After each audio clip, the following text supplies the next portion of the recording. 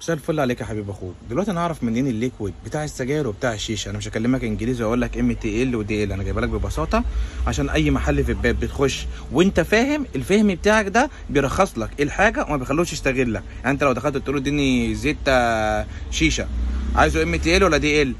لا والله ما اعرف.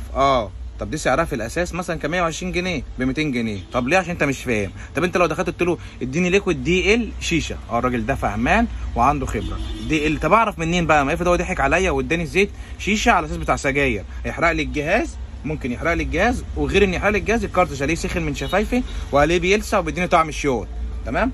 بص يا حبيب اخوك، شايف كده انت معايا 3 ايه اهي؟ شايف كلمه 3 دي 3 نكتين يعني شيشه. 3 نكتين تمام اهي يعني شيشه. تمام؟ طيب شايف 12 نكتين يعني سجاير. طب هل في 12 شيشه؟ مفيش الكلام ده. الشيشه 3 نكتين فقط.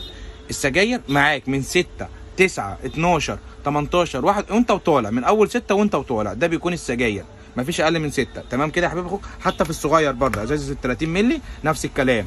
الشيشه 3 نكتين، السجاير من اول 6 9 12 وانت وطالع شيشه. تمام يا حبيب اخوك؟ تخش وانت فاهمان لاي محل سموكن يا حبيب اخوك، فهمك ده بيرخص لك الحاجه وما بيخلوش يستغلك.